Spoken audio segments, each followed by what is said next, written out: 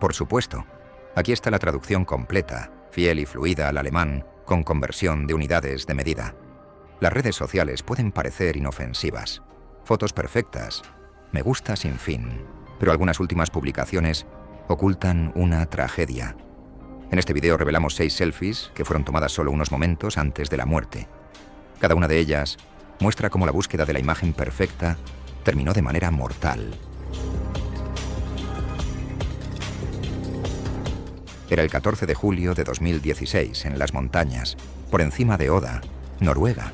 El clima era tranquilo y claro, justo el tipo que atraía a excursionistas de todo el mundo a los dramáticos acantilados de Trolltunga. Hasta el final de la mañana, ya cientos de visitantes se dirigían hacia arriba, sin saber que el tranquilo saliente de roca se convertiría ese mismo día en el escenario de una caída mortal. Emma Dalton, de 27 años, llevaba 3 semanas viajando por Escandinavia. La maestra de primaria de Leeds tenía la reputación entre sus amigos de ser cuidadosa, organizada y más feliz con una cámara en la mano. Prefería fotografiar rincones tranquilos de ciudades y paisajes solitarios en lugar de participar en aventuras arriesgadas. Sus padres dijeron que Trolltunga había estado en su lista desde hace años, no por la adrenalina, sino por la vista que quería capturar al amanecer y al mediodía. Caminaba con 2 australianos que había conocido en un hostal en Bergen.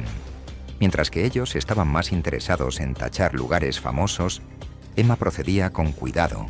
Se detenía a menudo, encuadrando imágenes con su móvil y una pequeña cámara DSLR. El plan era turnarse para fotografiarse en la roca y luego descender juntos antes de la noche. El pronóstico del tiempo había prometido condiciones estables y ella confiaba en que el camino turístico bien marcado sería seguro, siempre y cuando prestara atención a sus pasos. El altiplano sobre el fiordo se extendía amplio y plano y terminaba abruptamente en la lengua de roca de Trolltunga, que sobresalía casi 700 metros sobre el agua azul debajo. Alrededor del mirador, la superficie rocosa estaba seca, pero mostraba grietas claras y capas irregulares de años de erosión. Más allá del saliente principal, un estrecho saliente descendía ligeramente hacia el vacío, donde descansaban fragmentos de roca sueltos en el borde. Las autoridades de seguridad noruegas advirtieron que, aunque la roca principal era estable, las áreas circundantes podrían romperse sin previo aviso, especialmente las placas más delgadas que sobresalían del acantilado. La pared rocosa de Trolltunga estaba compuesta de roca metamórfica estratificada, formada por ciclos de congelación y deshielo. Bordes que parecían sólidos podían desmoronarse bajo el peso de una persona, incluso en condiciones secas.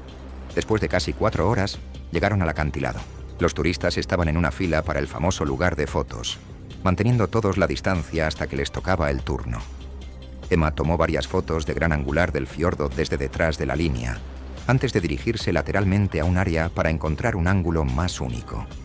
Los australianos le dijeron que la roca allí era arriesgada, pero ella parecía segura en su equilibrio. El lugar que eligió no tenía barandilla, y una débil huella de pisadas mostraba que otros ya habían estado allí. Se subió al estrecho saliente y levantó su teléfono móvil para enmarcar el saliente desde el lado. Los testigos recordaron más tarde cómo ella cambió su peso para ajustar la imagen. El sonido de la piedra cediendo fue agudo y repentino. Una delgada placa bajo su pie derecho se rompió. Su borde se desmoronó en varios pedazos que cayeron al abismo. Emma cayó hacia adelante, su teléfono aún en la mano. Se agitó una vez, su mano izquierda raspó la roca y dejó un rastro débil de piel y suciedad. Uno de los australianos saltó hacia adelante, pero se detuvo brevemente, incapaz de alcanzarla a tiempo. Desapareció silenciosamente sobre el borde, la caída casi vertical hacia el agua y las rocas muy abajo. La multitud enmudeció. Inmediatamente se hizo una llamada de emergencia, pero el aislamiento del lugar significaba que ningún helicóptero podría llegar antes de la tarde. Los equipos de búsqueda marcaron el último lugar donde se la había visto y utilizaron GPS para coordinar el rescate.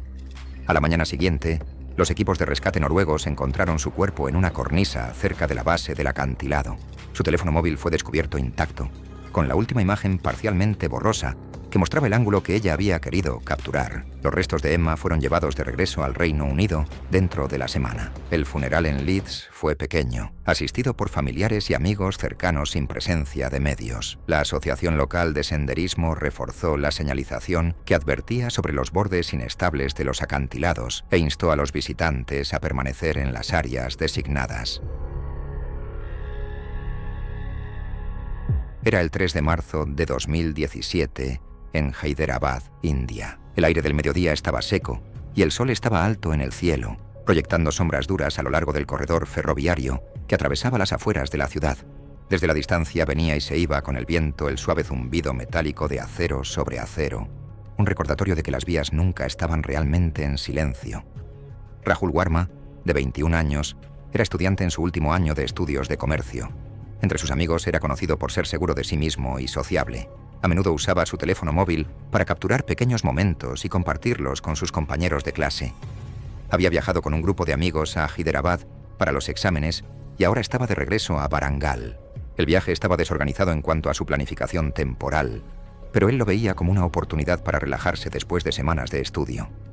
Para Rahul, el paseo a lo largo del camino de mantenimiento junto a la vía del tren era un asunto casual. El grupo había elegido el atajo para ahorrar tiempo y seguía una estrecha franja de tierra que corría cerca de las vías. Llevaba una pequeña mochila colgada suelta sobre un hombro y sostenía su teléfono en la mano. Cuando su amigo mencionó la idea de un selfie en las vías, Rahul decidió hacerlo más llamativo al pararse directamente sobre los rieles, con el fondo extendiéndose a lo lejos. El área era un corredor estrecho, bordeado de arbustos dispersos y muros de concreto bajos. La superficie de las vías estaba compuesta de grava suelta, irregular y resbaladiza bajo los pies. Sobre ellos, los cables se cruzaban frente al cielo pálido, cuyos aisladores hacían un leve clic en el cálido viento. El riel mismo brillaba donde capturaba la luz del sol, una indicación de que recientemente habían pasado trenes por allí. Los trenes de pasajeros en la zona a menudo alcanzaban velocidades de 80 a 99 km por hora en tramos libres. Los maquinistas tenían posibilidades de frenado limitadas a tal velocidad. La distancia de frenado podía ser de más de 800 metros. Desde la curva cerca de este tramo, la visibilidad estaba limitada tanto para el personal del tren como para las personas en las vías hasta los últimos segundos. La policía ferroviaria ya había emitido advertencias de seguridad en el distrito después de incidentes con peatones y fotografías. Varios minutos antes del impacto, el grupo escuchó una bocina a lo lejos, pero debido a los ecos de las estructuras circundantes, no pudo determinar la dirección. Rahul ya se había posicionado en el medio de la vía y ajustado su postura mientras preparaba la imagen. Sus amigos le recordaron el tren programado, pero él continuó ajustando el ángulo.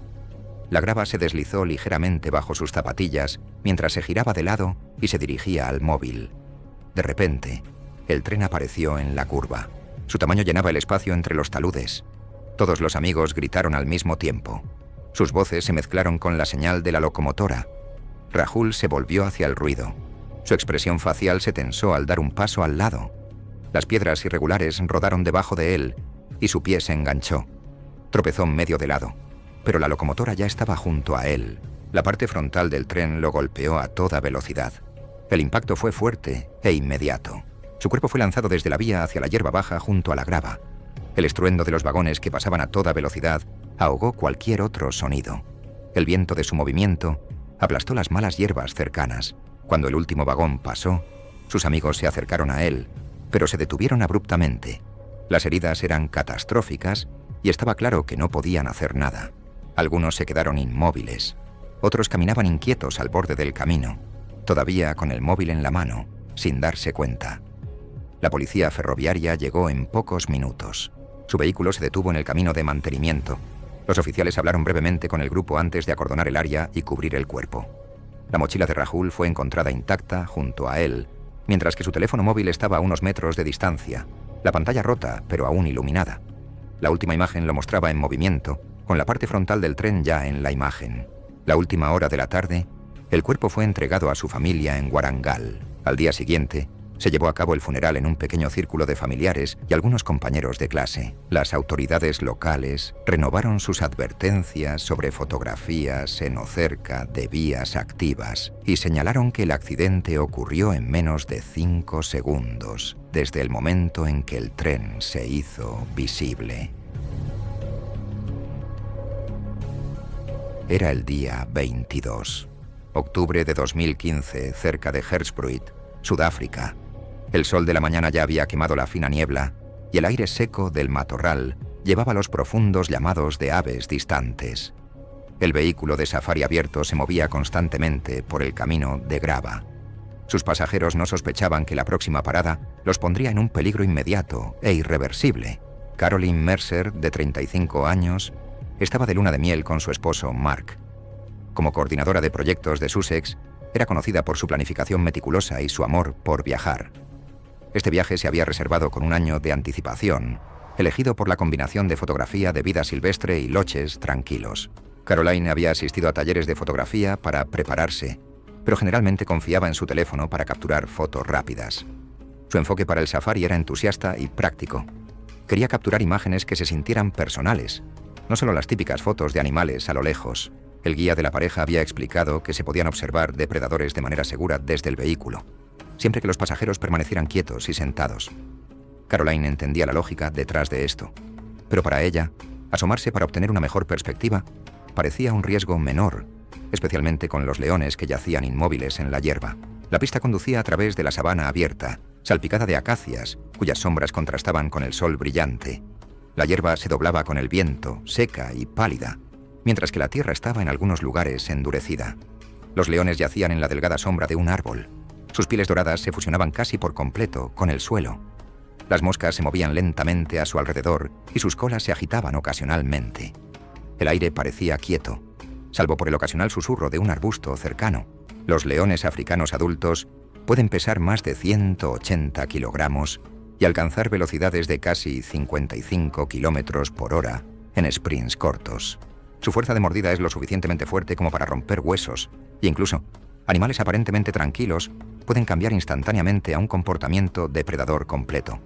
Los guías en la región confían en el principio de que los animales perciben los vehículos como una sola unidad inofensiva, algo que se interrumpe tan pronto como alguien se levanta o se inclina hacia afuera. Minutos antes del ataque, el guía se detuvo a una distancia que consideró segura.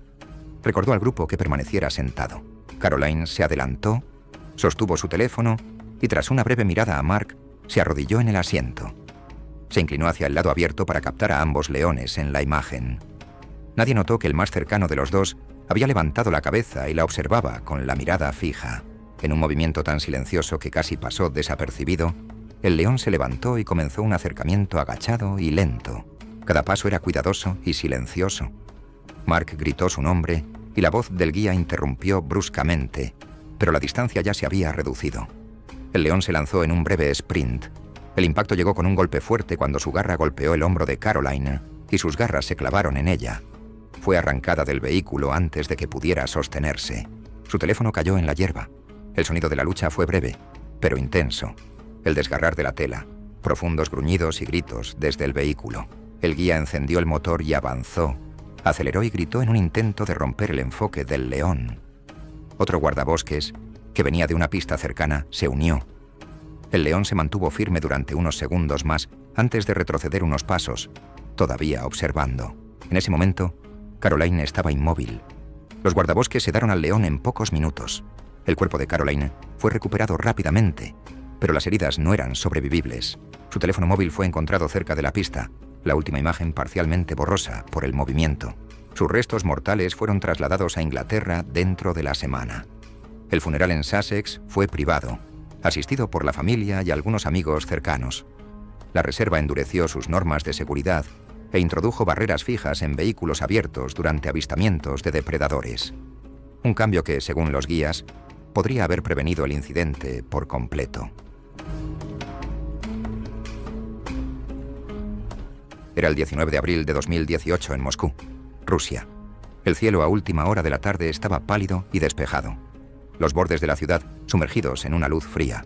A una altura de aproximadamente 20 pisos, el viento se movía con fuerza constante, haciendo que las láminas sueltas repiquetearan y silbara a través de los huecos del andamio. En el techo de un edificio de oficinas a medio construir, 3 estudiantes miraban un panorama que era a la vez impresionante y arriesgado. Iván Petrov, de 19 años, estudiaba ingeniería en una universidad local. En clase era callado, conocido por su paciencia con tareas difíciles y por ayudar a sus compañeros con cálculos. Fuera de la escuela, le gustaba explorar edificios abandonados con un pequeño grupo de amigos, más por el desafío que por el reconocimiento. No publicaba videos ni fotos públicamente, sino que los guardaba para sí mismo como un registro de lugares que pocos otros habían visitado. La obra estaba en su lista desde el invierno. El acceso era sencillo. Un trozo de valla cortado conducía a una escalera sin puerta cerrada. Los tres subieron hasta el techo para hacer fotos antes de que avanzaran las obras de renovación y se intensificaran las medidas de seguridad. El plan de Iván era equilibrarse en una viga estrecha al borde, tomar un autorretrato con el horizonte de fondo. Aunque entendía el riesgo de la altura, estaba convencido de que su sentido del equilibrio y su experiencia lo hacían manejable. El techo consistía en una mezcla de áreas abiertas y planas y vigas de acero expuestas. Polvo y escombros de meses de trabajos de construcción cubrían la mayoría de las superficies. Debajo del borde del techo, una rejilla de vigas y soportes de andamio se extendía hasta la calle. El viento empujaba contra la ropa y arrastraba pequeños trozos de aislamiento sobre la superficie.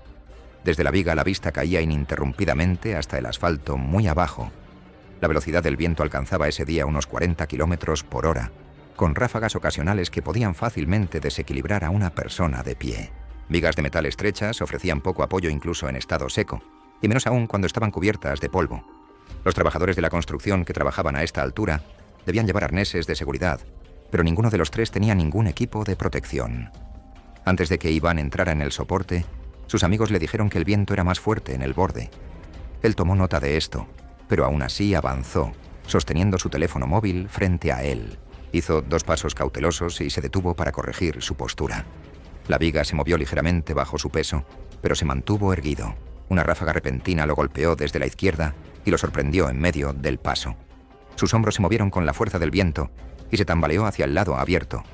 Intentó contrarrestar y trasladó su peso hacia atrás, pero su zapato derecho resbaló sobre la superficie metálica polvorienta.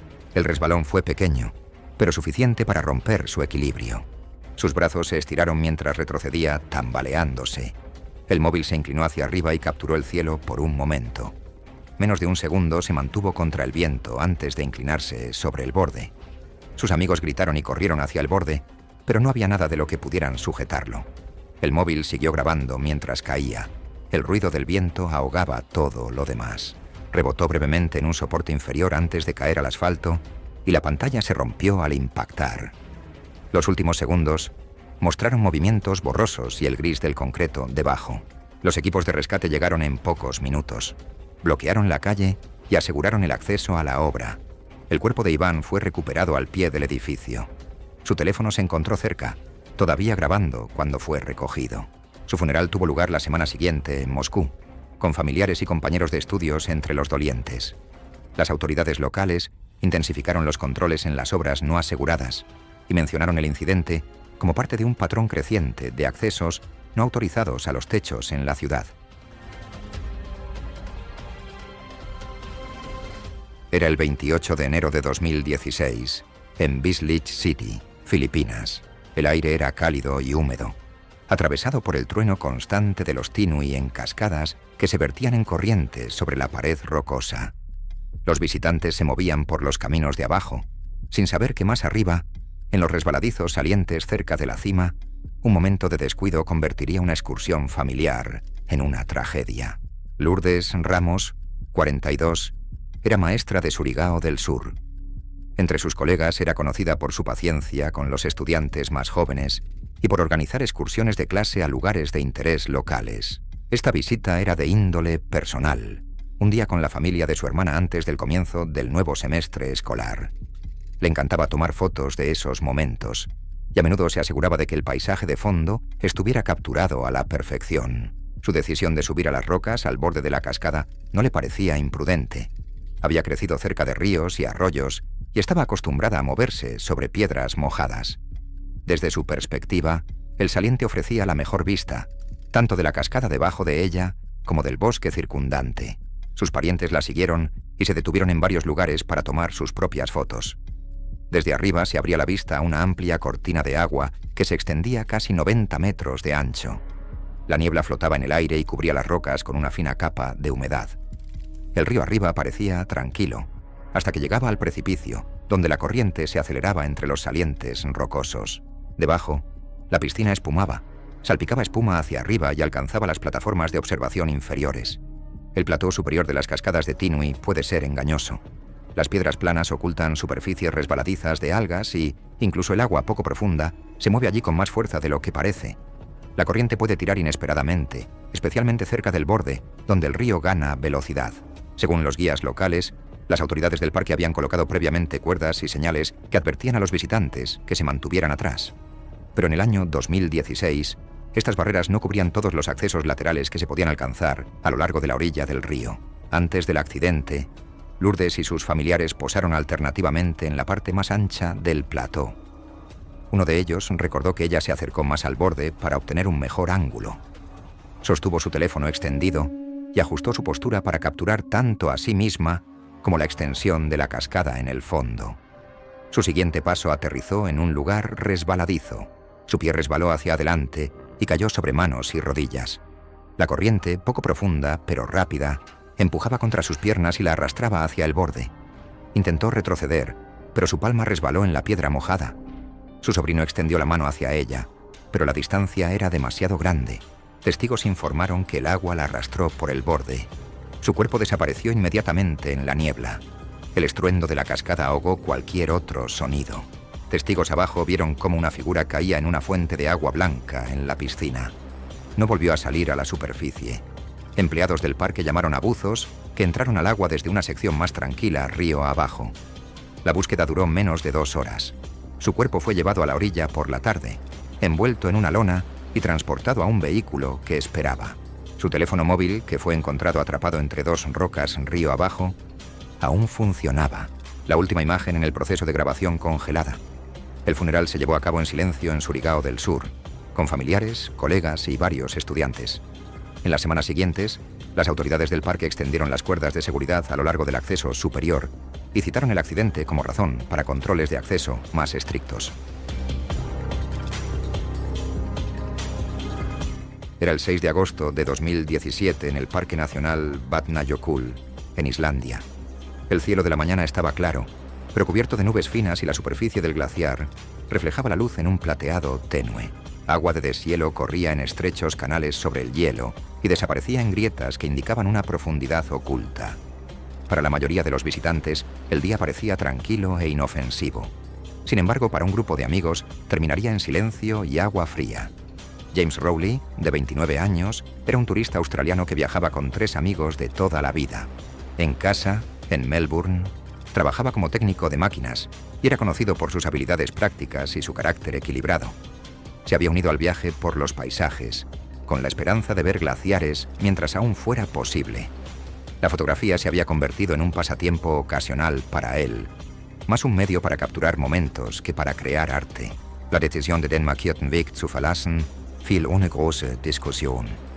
Sie hatten einem Seitenpfad gefolgt, der zu einem überhängenden Eisvorsprung über einem Schmelzwasserbecken führte. James wollte ein Foto von sich machen lassen, während am Rand stand mit dem blauen Wasser im Hintergrund. Desde su perspectiva, el hielo parecía lo suficientemente firme. La superficie mostraba solo grietas débiles y áreas húmedas por el reciente deshielo, pero nada que indicara un peligro inmediato. La capa superior del glaciar era áspera bajo los pies, atravesada por crestas poco profundas y franjas de un azul pálido. Delgados arroyuelos serpenteaban sobre la superficie y alimentaban la cuenca debajo. Más allá del borde, se abría bajo el saliente una cueva oscura, formada por semanas de calor. El aire estaba cerca del punto de congelación, pero el sonido del agua fluyendo bajo el hielo llevaba una fuerza constante y amortiguada. El hielo glaciar, por muy denso que sea, puede perder estabilidad rápidamente con el aumento de las temperaturas. Los salientes sobresalientes a menudo ocultan grietas profundas, cuya solidez se ve socavada desde abajo por canales de agua de deshielo. Tal hielo puede ceder sin previo aviso y colapsar en grandes fragmentos. Los guardaparques advierten regularmente sobre abandonar las rutas marcadas, ya que los salientes socavados pueden romperse incluso bajo el peso de una sola persona. Antes del accidente, uno de los amigos de James sugirió mantener distancia del borde. James asintió, pero avanzó más hacia el centro del saliente, su teléfono en la mano izquierda. Su amigo levantó la cámara y la alineó de manera que se viera a James con el lago en el fondo. Bajo las botas de James, el hielo emitió un sonido sordo y hueco, más agudo que la superficie circundante. Una fina grieta se extendió bajo él y se propagó rápidamente con un chasquido agudo y quebradizo. En la foto tomada en ese momento, se ve la línea de fractura trazando un rastro dentado hacia el borde del saliente. El ruido llamó la atención de los demás.